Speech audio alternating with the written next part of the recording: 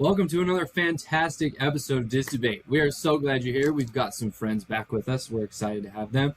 Joe and Olivia with us as well. It's going to be a good time. But before we kind of dive into it and get going, everybody, we're going to do a little introductions and then we'll get going. Sophie, how are you doing today? Well, yeah, I'm doing okay. It's very warm. I'm not used to this weather. Yeah, I'm okay. Excellent. Well, we hope you don't melt over there. It seems that's happening for most of the people here. It's pretty toasty over there. Joe, how are you doing, my friend? It's good to see you. Yeah, always good to see you. Yeah, good. Kind of sharing the same experience as Sophie. A little bit warm, you know, but we move. I like to think of it as Orlando prep, just to get me acclimatized for when I go over in September. So hopefully that works out. And Maddie, how are you doing today? Yeah, all good. I'm as hot as everyone else. It's a different kind of heat here, though. It's not like when you're on holiday and you're by a pool and drinking cocktails. It's I still have to do housework and it's like 30 degrees. Olivia, how are you doing today? I'm good, also hot. It's making me really crave a Dole Whip. Like, that's what I really want right now, is a nice Dole Whip float. Yeah. That's it, really. I could go for one of those. That's the one treat I didn't get last trip. We just didn't have the time to grab one, but I did get them in Julep, and I could go for one of those right now. That sounds so good. Well, fantastic to have everybody. We're happy to be here today. Today's topic is about Disneyland Paris. Now, we've talked about Disneyland Paris before a lot on the podcast, which is a good thing because it's phenomenal.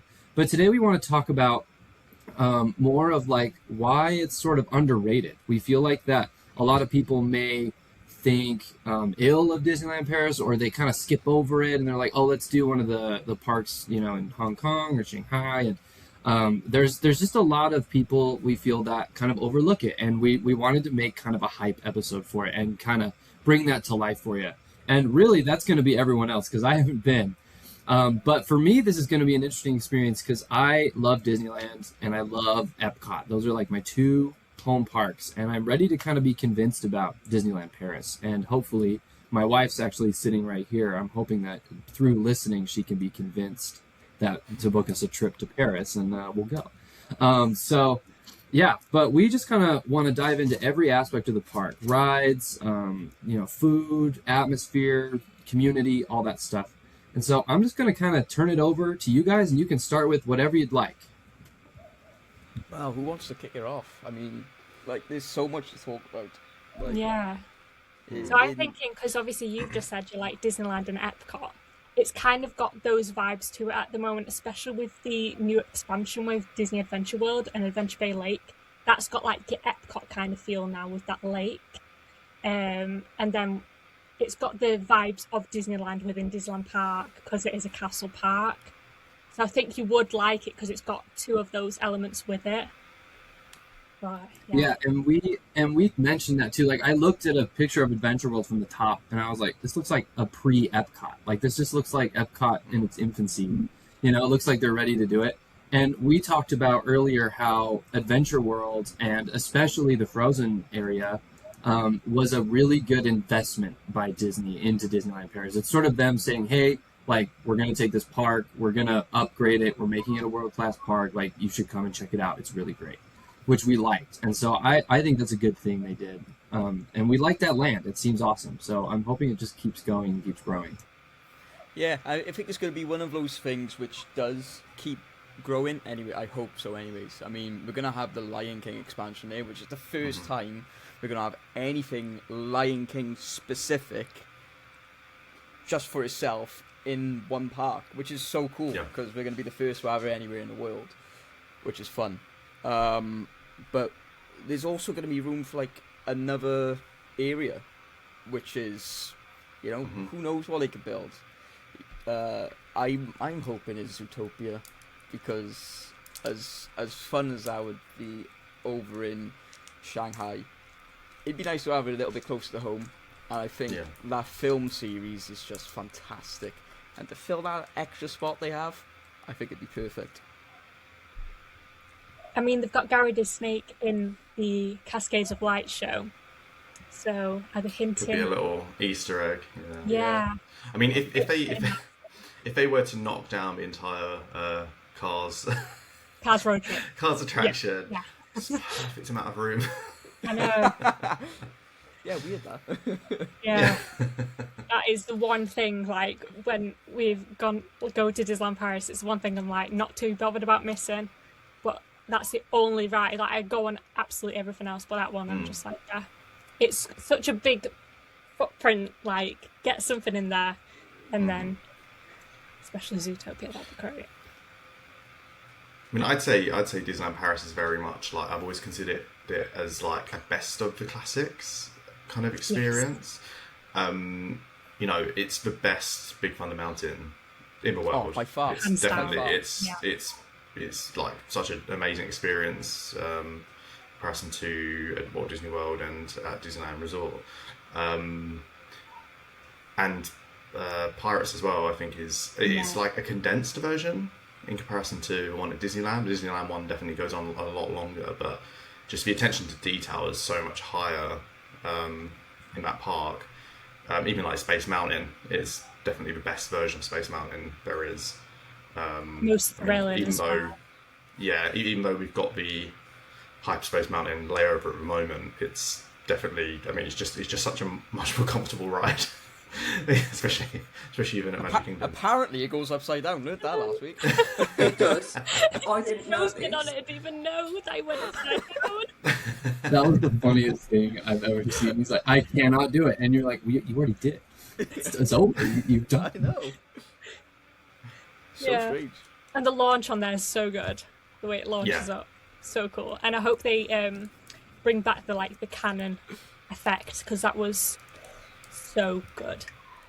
Yeah, I will agree with you. I've never been on it, but this is one of my like historical areas of research, and Space Mountain from the Earth to the Moon, like that is one of the best attractions I think Disney has ever done. And the way they did the original with the cannon and the soundtrack and that like steampunk theming was just like, that was so good. It's a masterpiece. I'm very upset it still has an overlay. Like, I think that's kind of criminal, but it's so good.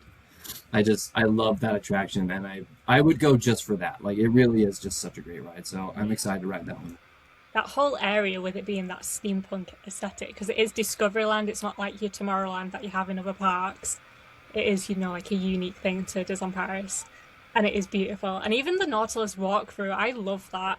Yeah. Like, even though it is like, it's not very popular, but it's got so much details, and just that whole aesthetic with it is so nice for that area. And like with it all lit up at night, they've added new lighting to Space Mountain recently, and it looks amazing. I think going on to that, talk about the steampunk aesthetic. I mean, I think it's really important to like stress the beauty and the like attention to detail that went into that park. Obviously they spent a lot of money on Disneyland Paris to begin with. But even as you enter going through Fantasia Gardens, it's just such a nice entrance to the park. It makes such a difference to when you turn up at Magic Kingdom or the original Disneyland. Original Disneyland is just like this flat concrete stretch in front of the parks, in front of the two parks, and Magic Kingdom, you kind of like shuffle straight off of the buses or a boat onto this like flat plain. But there you're going through these like really beautifully kept gardens, all the music going, the fountains, you're going under the like really beautiful hotel. And then into, a main street that is like pretty wide in comparison to the other ones. So there's a lot of room to move around in. And then you go up to the castle, which is actually built out of stone and solid materials. It's not all fiberglass. But it just artwork wise, art direction, it's like the magnum opus really. I don't think they could achieve that again as a company. There's too many corners being cut everywhere for all of the new lands they're building. It's too much cost saving, but I don't think we'll ever get that again. So that's why it's just so nice to appreciate the actual Disneyland Park in Disneyland Paris. Yeah, I mean, I think that entire park feel, whilst you're there, is a lot more like whimsical. You've got a really whimsy feeling going through it, which is a totally different feeling from Orlando. You know, don't get me wrong,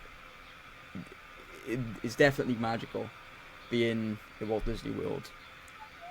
But there's something, like you said, walking through the Fantasia Gardens, going under Disneyland Hotel, walking into the park, it's a different kind of uplifting sort of feel to it. It is very whimsy, and I just don't think there's another park that matches that. I think something that's great about Disneyland Paris is if you look at the dates of all the parks opening, it was the next one.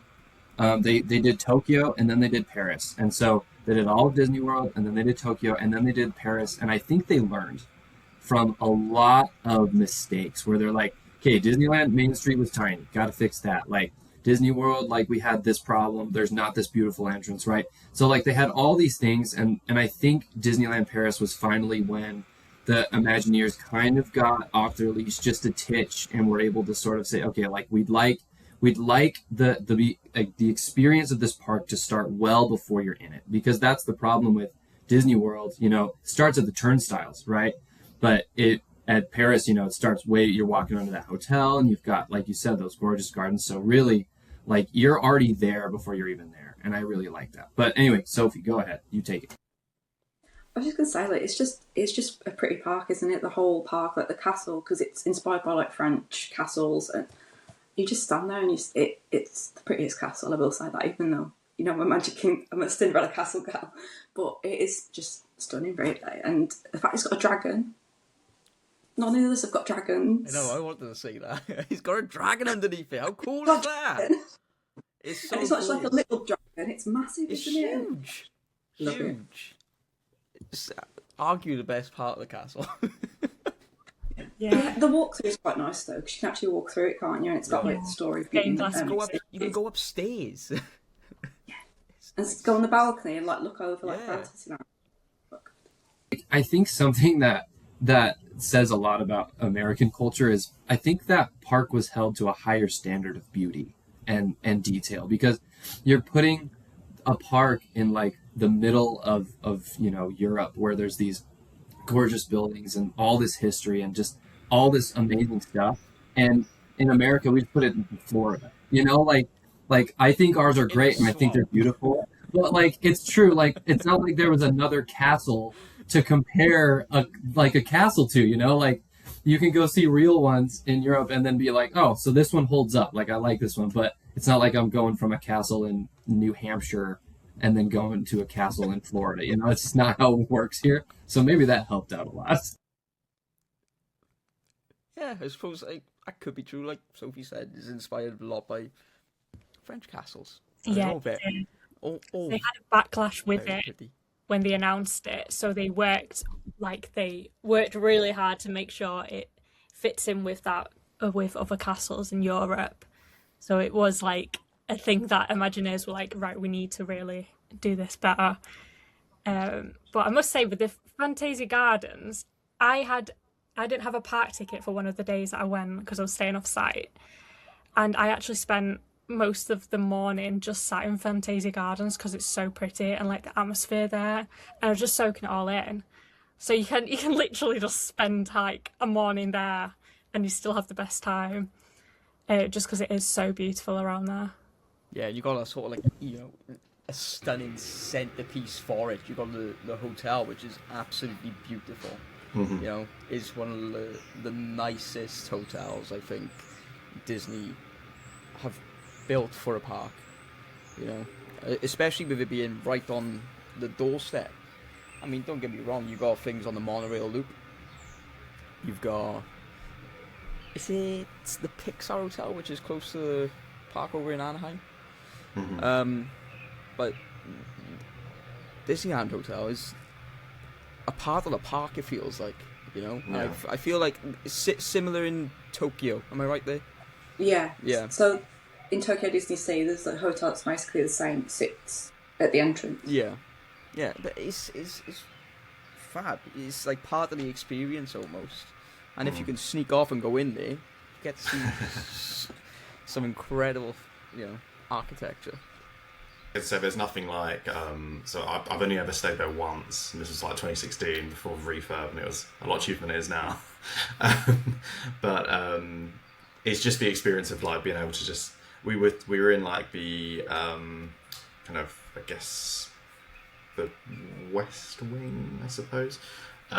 So we could just about see Main Street from our window in our room, but it was just, coming down, you just come out of that entrance of the hotel on the left side, and then you've just got like the gates at the side, just go through, and it's just so easy. And when you're staying at that hotel, you have a special entrance as well, to go straight into the park, so you skip all the crowd. I don't think you kind of get an experience like that. I'm not sure if you get experience like that at the Californian for California Adventure, because I know there's a separate entrance for that hotel. Yeah, it's similar. Like that hotel does go. It like has an entrance into DCA, and it does go to Grizzly Airfield, and it's a very beautiful transition. Like that's a great part, but like it's not the same because you're checking into that hotel coming off of whatever that is, Catella, or that road that's just behind Disney. Or and it's not like a grand entrance, it's just like some turnstiles, it's not like this beautiful thing. Same with Disneyland Hotel. I mean, it's far away. You have to walk through downtown Disney. So like you're not leaving the bubble per se, but it is, you kind of do have to disconnect. Like you do go mentally far away from the park to be in the hotel. So I agree. I think it is a really good win for them that it's so close. So in terms of like attractions, what does Disneyland Paris bring to the table? Like, sell me Disneyland Paris from its attraction perspective. Can I start with Phantom Manor? Yeah, I mean... You've got to start with that one. It's great. It's so good. It's got its own story, hasn't it? And the whole of the land, it links to the whole of Frontierland, the story does. So as soon as you get off the ride, the whole area is related to the ride, and it's just the best. It's the best version of it. Yeah, it's such a good one, and like I don't know, I think the scenes in it are just a lot better and more. I suppose Orlando is, and what Disneyland over in California would be as well. I just maybe a little bit dated. I don't know. I just feel like Paris's version is a little bit more modern. I don't know. Yeah, I think it's the best version of the Haunted Mansion type of ride. Brilliant. I've already won the battle that's coming up. Yeah, Phantom Manor, that ride is just beautiful. Just the details in there, the whole story. We've got Melon Ravenswood and Henry Ravenswood in there as the Phantom, and it's just incredible, from the queue line to the actual the stretching room and the portraits and just everything in there. There's so much that adds to that story, and I love how it's interlinked with the whole of Frontierland, with it being Thunder Mesa. Like you literally see Big Thunder Mountain when you're in the attraction, like it's on the backdrop kind of thing. It is just incredible, and I love how at Halloween they incorporate those characters within the Halloween season as well for the parade and stuff. Which another thing is included within your ticket. It's not a separate ticket event for it, so that's a big plus with the seasons within Disneyland Paris. Saves you a bit of pennies as well. But yeah, Phantom Manor and the whole area of Frontierland is just beautiful. And Big Thunder Mountain, with it being on a separate island as well, because it starts off that ride it starts off with a drop underneath the water kind of thing, so it's got all the thrills with it. Just incredible. I could just spend the whole day in Frontierland if I could. Just love it. Absolutely love it. Yeah, that last stretch as you go back into the water, under the water, is so fun. It's so fun. It always takes me by surprise when I go back, because it's it's really intense in comparison to all of the other ones. Yeah. And going on to just your point about it tying into the land, I thought it was really interesting how they did the Halloween celebrations this year, last year. Was that they did that overlay at the Lucky Nugget, the Unlucky Nugget, and they integrated like Phantom Manor storyline into the dining experience, into the land. So I just thought that was such a like clever way to just add that kind of like a little bit of Halloween flair into the season, and it's a really good idea. And I really hope that they are planning a few more like ambitious things like that this year, to really amp up the experience. Because like you said, like you don't have to pay an extra ticket just for Halloween celebrations. It's just as standard, and I know it's not like they do the decorations. The parade is like fun that they put on, but there's no like unlimited candy and treat trials and things like that. But they still make it a bit more inclusive at Disneyland Paris throughout all the seasons.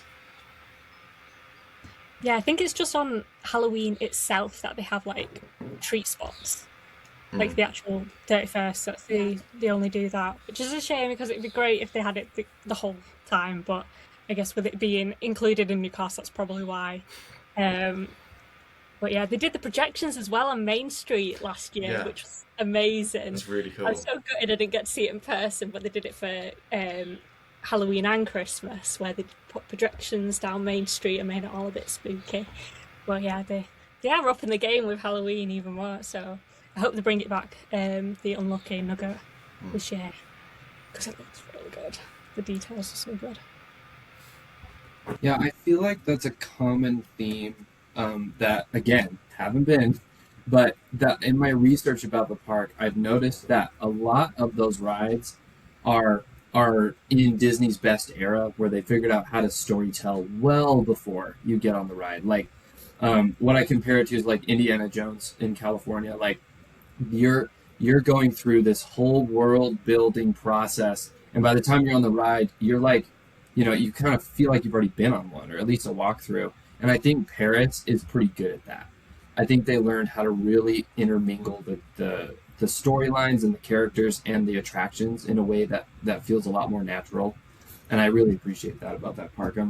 I'd be curious to see if that is true, which is, you guys are shaking your heads saying it is, but I'd love to see that for myself. So we covered attractions. So what does everyone think the best attraction there is? Like, what's everyone's favorite? Big Thunder. Big Thunder or Tower of Terror, because it is the best Tower of Terror as well. I agree with that. Yeah. I'm with Olivia on that one. That's like a bit creepy and it's so good. You guys have the best fun.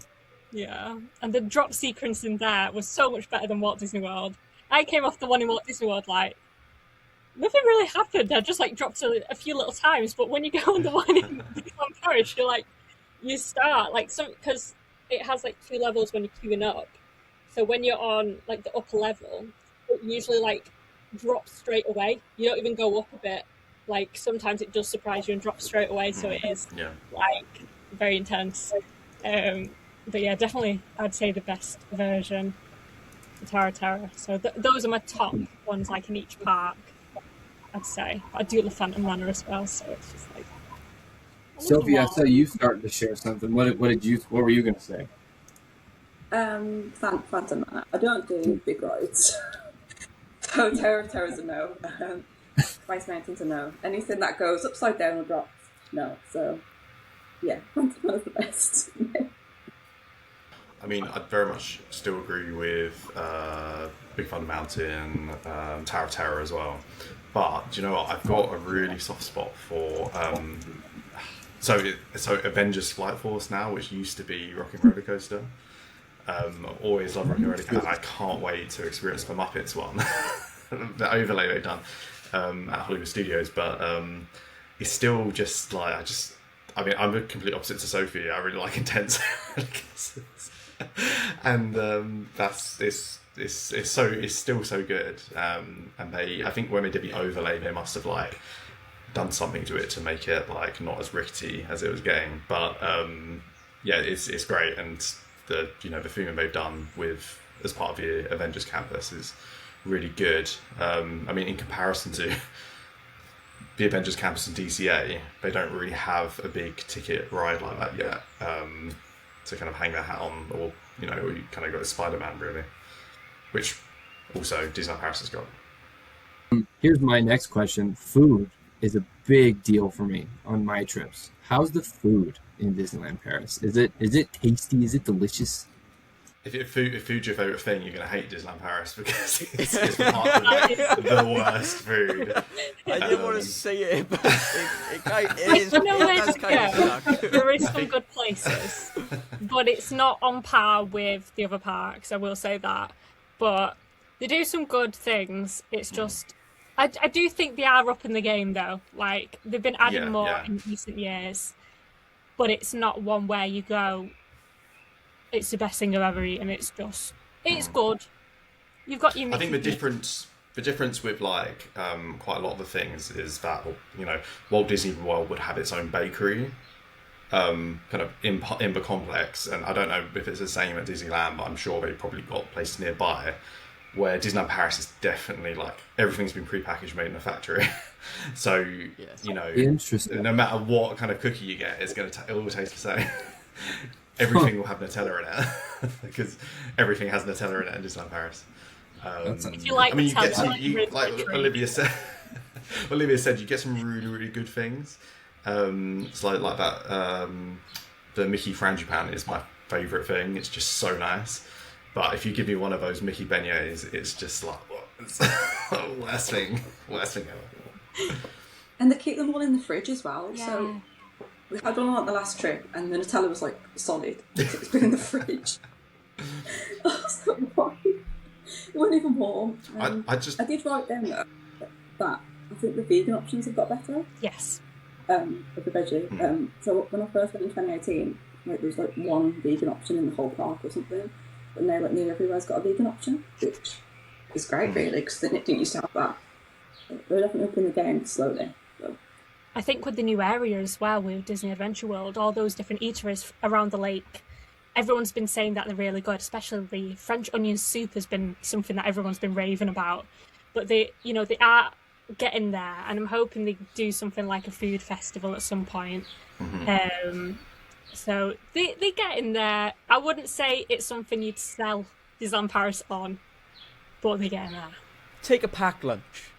No, I don't think you even need to, because it's not necessarily bad. It's just not the best thing you're ever going to eat at a theme park. It is kind of like your standard theme park food, but there is some stuff that I do really like when I go there.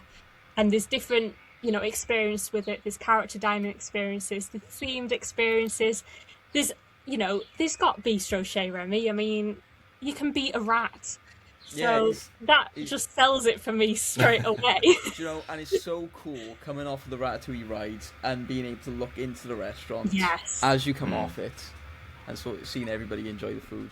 And the operations are way much better in Disneyland Paris on Ratatouille than Walt Disney World, because it broke down about 5 times when I was on it in Walt Disney World. I was like, what is going on? I was watching the end of every single scene before I went into that scene. So it's much better Ratatouille in Disneyland Paris, and you've got the whole little area, and it's just cute. Just can't meet Remy, and that's my only thing. What's everyone's favourite restaurants in Disneyland Paris? I think for me, it's definitely Walt's is like a cut above all of them. It's just it's really good because it's like kind of like Walt's favourite food, but it's all elevated into like a kind of like more of a French standard of cuisine. It's like really cleverly done. And you get to sit on Main Street and look out onto Main Street as you don't get that experience anywhere else. Yeah, that would definitely be Jackson's favourite because of the history in there. You'd love it. There's like concept art and so much stuff in there. Cool. They've released cool pins as well. Yeah, pins. Really cool pins. It sounds like my kind of place.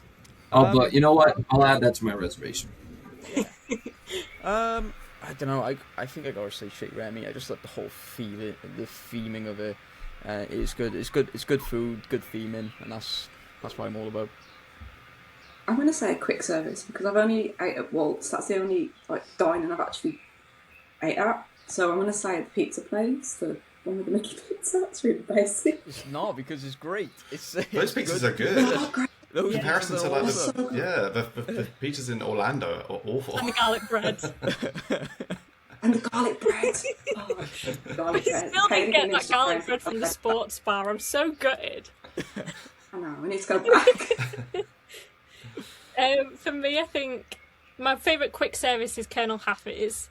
It's kind of like tiki room themed in there. I love it. And not many people go there, so every time that I go, it's quite quiet. And it serves still the Mickey pizza that you can get on Bella Notte. So you still got that without the massive queues and the crowds. And they do like a really nice lentil dal, which is a vegan option. That comes with a naan bread. That's really good. And they do a butter chicken curry as well that people rave about as well. But that's like my favourite quick service because they do a mix of things that are pretty good.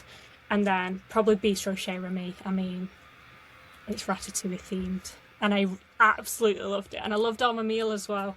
So it weren't one where I was like, not too sure. Like the soup was so good. I don't know what it was. Do they still serve everything with a side of ratatouille as well?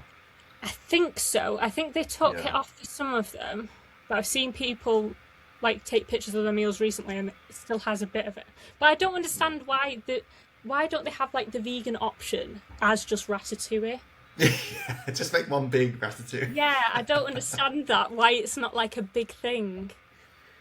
But I didn't have dessert. That was my only thing. I only did, the 2 courses because I can't eat that much food. I don't know why you can't choose the main and dessert. I would have done that, but the desserts look really good. There's like a cheesecake where it looks like a block of cheese and stuff.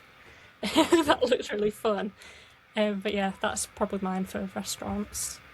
So if restaurants are fine, is there good like snacks and treats that are those also just like fine as well, or is it the same to that? It's hit and miss, really. If you're just listening, I got a lot of head side to side. Like,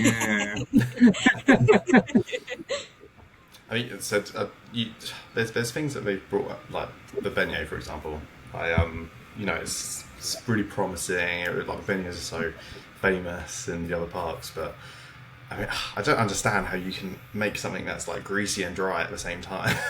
Yeah, it's nothing like. I agree. It's nothing like It's still nothing like the other beignets they have anywhere else. They do like good things, like in the Cable Kosh Cafe. It's called that there. I get confused between each part. But the like brookies are really nice that they sell in there. I was going to say the biscuits. They always do like a biscuit and it's like really hard. They're all rock hard and like a little bit of icing on. And every season it's the same thing with different. I'm like, oh. I had one once and it nearly broke my teeth because they're always like really hard and I just wish they'd do a bit more. I did have a good cookie last time though, so they're doing they're changing slowly, I think. Maybe they made the same batch of biscuits like 20 years ago, and they pull out like 2 every season. Like, hey, thaw these out. We'll need about this many. We've been over food, we've been over rides. What, I don't know, I want to ask about like park culture. Like, what's it like? What are fans like there? Because obviously, like, there's so many people that live close, like you guys and stuff, and so the culture's kind of an interesting mix because it's not just locals, I'm sure. So like, what's it like? Is it fun? Is it cool? Do people stop in the middle of walking with selfie sticks? Like, what's it like? I mean, selfie sticks aren't allowed, so you don't really get that. You still get people stop when they're halfway through walking. I think that's just a given in any place. I was going to say, that's just a natural thing. That's just going to happen no matter where you go, no matter what theme park you go to. I'd say it's more chill than the other parks. I mean, you don't have, like, in the US parks, you have your cast members where they're all, like, very cheery and stuff, whereas the cast members are more just normal, like, chill. They're not, like, pretending that they're really happy all the time, so it's just kind of, I find it more authentic because they're not always just like, hi, you know what I mean? Like, they are just like, hello, and just kind of chill. So that's a bit different, and I think people are kind of, they don't know how to feel about that because they are used to that kind of like overly happy cast member treating them like that. But I don't know. I haven't had any issues with cast members or stuff. People say, oh, it's like some of them might be a bit rude or whatever, but I don't know. I think it is because it's so different. And obviously it's a different culture as well. You've got to remember with it being like in Europe. And a lot of them speak other languages as well. You will get a lot of different languages, Spanish, German, French, obviously English as well. So a lot of them can speak so many languages, which is really cool. But yeah, I'd find them really friendly. Like, I've never had any issues with cast members, but it is a different like vibe. I guess that's what I'm saying. It is a bit different. I suppose in terms of cast members, you don't really get like those like. I suppose in Disney World, you get those kind of like die-hard Disney fans who all their life have just wanted to work for Disney. Whereas in the Paris parks, you know, a lot of them are like, you know, maybe it's like local people, just, you know, they're just working, doing some work, you know. But I think it is like what Olivia said, like that culture between kind of the American almost being like too nice in a way, too like customer focused, where you know, it's from, you could say it might be like a Parisian thing, but even from like a British perspective, like we don't particularly like that. People being like super nice. We're very you know, it's very, very much not like that when you go into a store here. So I don't know why we'd expect it to be in a park like in the country next door. So I want to say that like the pin trading culture of things, because, you know, obviously I'm big on pins, is totally different. Is so different to what it is over in Orlando anyways. There's not so many trading pin boards around. There's not so many cast members to trade with. The selection of pins are sparse. Pin trade is more a thing on weekends. Yeah, it's during the week. It's just not really anywhere. There's no boat out. It's a really strange thing. But what is good, what I will say is something good that they do. They authenticate the pins before you trade the pin with them, which is so good because it just gets rid of all the scrappers. Anybody who's going with a bunch of scrappers can't trade. It's a much better way of doing it. It's something I wish that Disney World would do. Something that Disneyland over in California are trying to like stamp out on.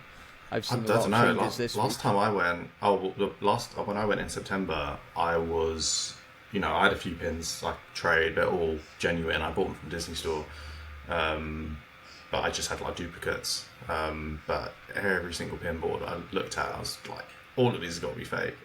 Yeah. there's no way any of these are real. We're just all looked so bad.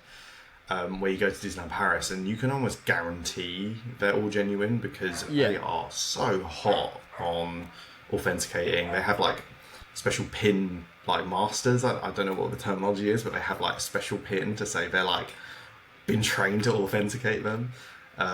So you can like rest assured that you're not going to get like ripped off by cast members in that park. And what's cool with it, I mean, you could trade like a limited edition for a limited edition pin, and that's a really nice thing, you know. So if you miss out on a certain limited edition that's on the board, you can trade for it, so long you got another limited edition. It's cool. But yeah, with California, I know that they are changing in the last couple of months. They've got like diamondback pins for diamondback pins, trading boards. I noticed that this time. That was a different thing, because usually it is just like Mickey-shaped board. Half of it's fake, half of it's the Epcot pins that everyone's seen 100 times, and then there's like two good ones that are gone by the time you get to it. But this time, it was like there was really nice pins up on the board. They were like, they had several different stations for all the types of pins. I was really pleased with that. I was like, good. I'm glad they're getting a little more serious about it. Yeah, which is a good thing, and I hope it comes to Orlando because I feel like it's a much, much, much bigger thing there than it is in any of the other parks. But yeah, it's a shame that there's not so much pin activity in Paris, but the way they go about it is much better than some of the other parks. And that's just to say to that, like the pins that you can purchase in the stores, they're the same in every single store. So you'll have like that same kind of like generic selection of pins where Yeah. you know you don't really even when you go to because it's not like all the other parks have obviously like the bigger pin stores in Frontierland. You've got the pin trading outpost, but even then you go in there expecting there to be like walls of pins like you do in the other parks, but it's still the same pins you find everywhere else. It's just spread out a bit. But more. do check every shop, because trust me, there is like sometimes just one different one in a different shop. And that'll be the one. It's like in March I was after one pin and I looked in every shop in line, then I found it one pin, the exact one that I wanted in one shop. That's why I check every single shop, even if it's the same. I'm just checking because I have come across like one-offs. But yeah, the pin trading, it's kind of more like a weekend thing. Like I went and around the trading post, Pueblo trading post, because they had people with like the things. Yeah. Brain's not braining, but they had tables full of pins that you could trade. But I was a bit intimidated because it scares me. But they are. They have a bit of that going on. But yeah, not to the level of the other parks. But I think it's becoming more popular, pin trading. I think so. I think at some point they do events as well at Newport Bay sometimes, like a few months maybe, where they do like a pin trading popular event. Which is cool. What I think hinders the pin trading scene at Paris is the lack of mystery boxes, just because they can't. Yes. They're not, they're not allowed to sell them. Are they not? It's because it's technically gambling, and is a part of the law. They can't. Wow, I did not know that. Yeah. Yeah, but you can. There's a pop. Yeah, I was gonna say there's a pop mart. I don't know. The gambling shop in Disney Village. Yeah, but I don't get how it is, but that's what I've seen anyways. It's to do with like the possible gambling aspect of it, because you don't know what you're gonna get. I've never. It's the same with mystery pin boxes and. I know, right? But it's like it's the same with guys. it's the same with like games and things like that. Like a lot of games with like loot boxes tend to not have that feature in European countries, just because of the gambling laws. That's so interesting. It's strange. But I think that hinders the pin trading at Disneyland Paris.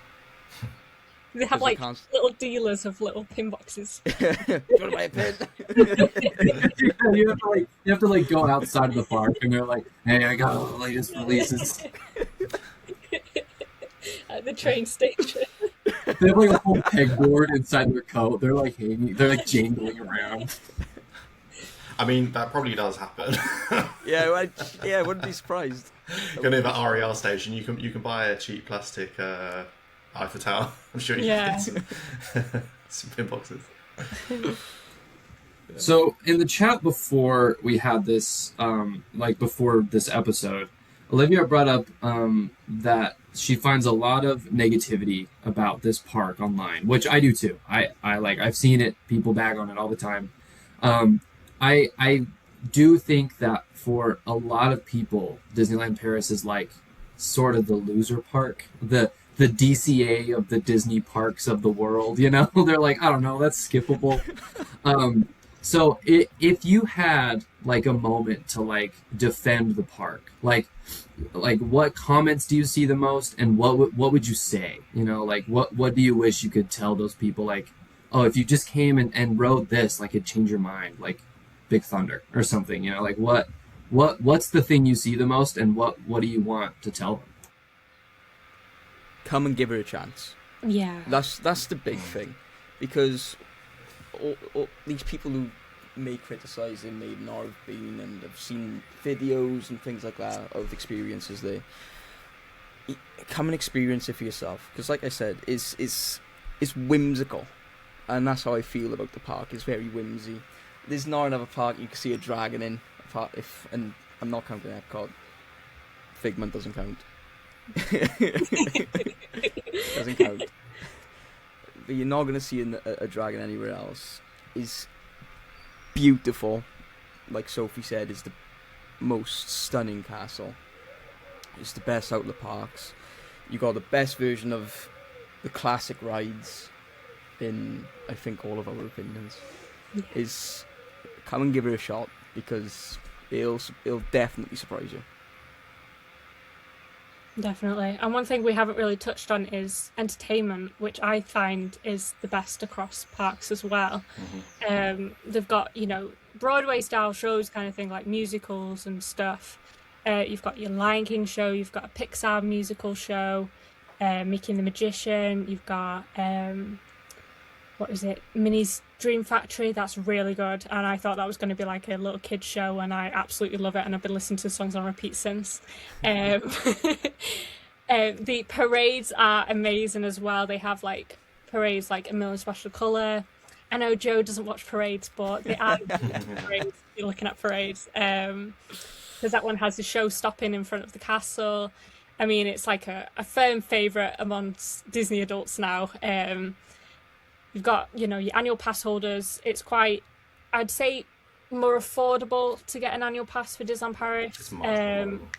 I mean, it's still a lot of money, but it is, quite affordable for them. And there's different tiers as well. You don't have to be getting the, your gold one.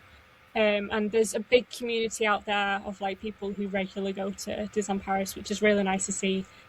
Tons of people are always meeting up with one another in the parks. There's always someone at Disneyland Paris that we know. I mean, within our UK bubble, there's like someone there every week, it feels like. Yeah. And it's like, if you're in the park at the same time, you're going to bump into them. That's what it feels like. Yeah, there's such a nice vibe with it all. I really love it, and it makes me sad that people are going like, oh, it's not worth going, it's, not great or whatever. And I don't know, I think it's got a lot to it, and it doesn't get the hype and love it deserves. And I do love it so much. And the nighttime shows as well. They were the first park to do drones and stuff. Oh, and it's fantastic. It's absolutely such incredible. a good show. That's, again, a different kind of magic seeing that drone show. Yeah. It's brilliant. It's so clever. And for it to be the first park to do it is cool. It's so cool. Yeah. No, Tales of Magic and Cascades of Lights. I mean, I've not seen Cascades of Lights yet in person, but it does look incredible. And it gives that Epcot kind of vibe as well, with it being on the lake, but you've got the drones as well. Yeah, so cool. I just love Disneyland Paris. I'm glad we've got to just kind of hype it up a bit, because it is great. Gonna say, like, I think it's just had such a bad rap for, it spent 20 years like losing money, and then they built a second park that was so unloved and so cheaply thrown up purely because it was in the contract we signed with the French government. They had to build that park, otherwise they would have had to sell the land back. But now,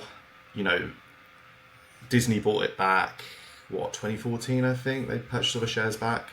And since then, we've seen like these incremental improvements and everything. Prior to that, it was like, there was so much going wrong with it. It was like in state of disrepair, but they've been slowly building it up.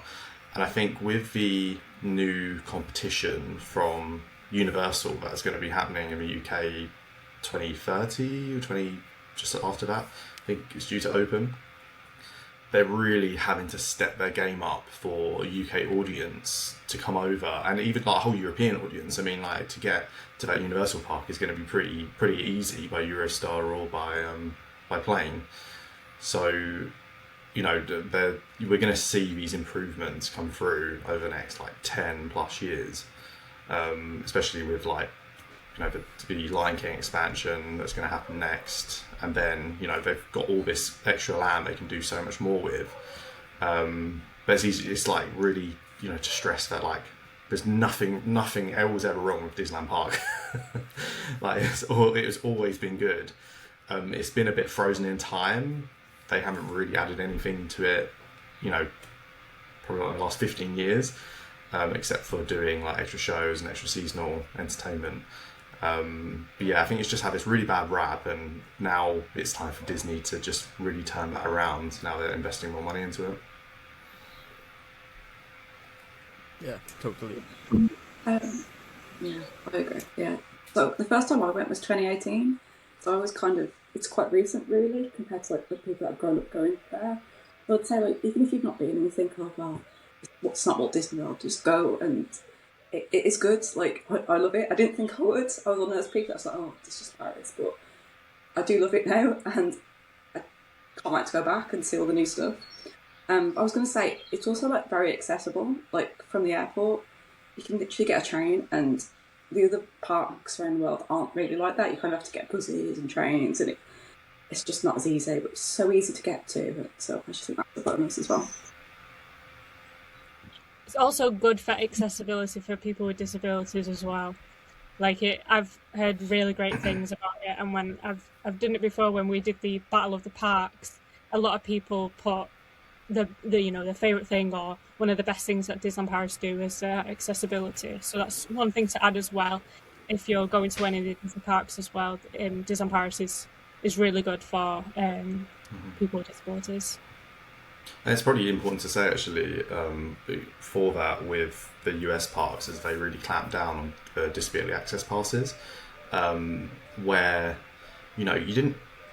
I don't think you really had to show any kind of proof that you had a disability, or you wouldn't really have to supply any evidence of that, like a letter from a doctor or something like that. But at Disneyland Paris they have a much better system where you can, for example, you can have a UK access pass, and then they'll use that as the proof that you can get a priority pass in Disneyland Paris. So it's kind of like it's a much fairer system than just kind of like letting anyone, if you just were to say you had some, had some disability, they'd let you have a DAS pass in the US, but then in Disneyland Paris it's very like vetted, and they're giving passes to people who actually need them, which is what I've realised is like a lot.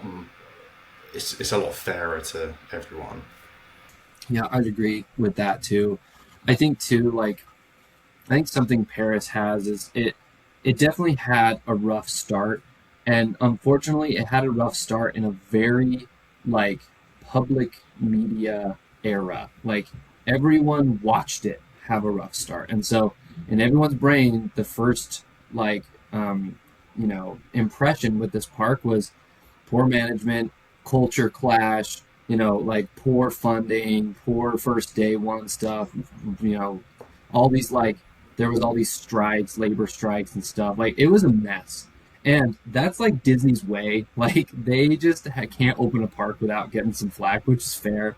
But I'm really pleased to see that they've made changes necessary to figure out all those problems along the way. And it has taken them a while. But one thing I do like that Paris is ahead on is I think there's two things. One is accessibility, because they were able to adapt that park or build that park that way so fast. And I was at Disneyland, and they are very good at it at Disneyland. You can get on a ride and you can ride everything almost, but it's kind of a big deal because a lot of those rides just weren't designed with that in mind. And so there's switch this track, switch this, go up the line backwards, blah, blah. It's this whole thing. And I just don't think in these newer parks that's as much of a shock for them. And I think the other one is that Disneyland Paris just has good bones. It's not like it ever had to be completely overhauled. When they did Discoveryland, they learned, and they're like, we're not doing a third Tomorrowland where we have to update it every 15 years. We're just going to do Discoveryland, and it's going to be beautiful and awesome. And it was, and it still is. We still love Discoveryland. So I think they gave it such good bones that as they add and as they grow and as they throw more much needed money at it, it's just only going to get better. So honestly, I was at Disneyland Paris kind of a doubter. I didn't hate it, but I was I don't know, yeah. And after I've listened to everyone like Joe and Olivia and Dean and on all these great people talk about it that we've had on the podcast, I'm kind of sold. It really might be my next trip to a park, because I think it's the one that I think I'd find a lot that I'd love there. And like you said, it's kind of stuck in time, and I kind of want to see that. So That's my amazing photos. There's so many little picturesque spots. Because that's another thing is people just kind of like sit around and people watch as well. It's not, there's like little nooks and crannies that you'd love. I think you'd love Adventure Isle because it's like caves and rope bridges and stuff. I think I can just see you there, like with your camera, like taking loads of photos of all these like little picturesque spots. It's I wish I could a haven see for you. right now. There's so many little walkthroughs and stuff. So yeah. There's so much water to steal. Yes. So much. I'd have to bring so many files. I have to check a bag. Many fountains and like little things. You Yeah. have to be bringing mason jars, not little vials. I mean, there's Adventure Bay Lake now. You've got a whole lake there for you. Oh my god, the lakes are the hardest ones. You can never get close enough. Like I don't know. You need like a bucket or a rope or something like that. I think I'm gonna bring an extendable thing for it next time, so I can like dip it in, because that's my biggest problem. Anyway, that's another episode. Disney Water Gallery is the ethical. Fishing rod. Dude, it's like that. It's so true. It's not like I'm gonna have to like lean through a fence with like this extendable pole, and then I'm like trying to scoop this little thing, and they're like, "What are you doing?" Oh, my parents would be so ashamed. No, my dad actually supplies all the vials every time I go. I'm like, "Dad, do you have the vials?" He's like, "Oh yeah, I got you, bro." And he'll give me like 50 of them, and then he's like, "Go crazy." Anyway, well, that'll be another episode for another day. But yeah, I think Disneyland Paris really just has a lot to offer. It's just such a special park. I like Joe's word, whimsical. I think that is a great word for that park, from what I've seen. I like that you guys agree with that. Is there anything else we want to touch on with this park? Is there anything we're missing? We got entertainment. Good save, Olivia. Anything else? Yeah. I think we've covered a lot, and you should book your trip for November to catch everybody out there. So. Yes.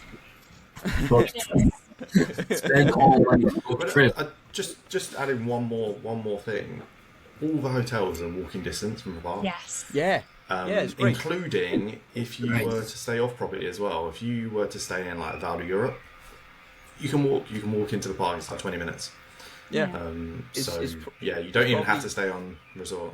And it's flat as well. It's not like a hilly route or anything. So that's good. The only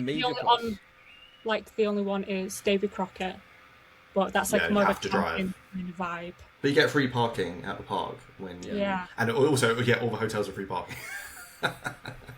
Which is a complete change to go into Disney World. So that's a big deal.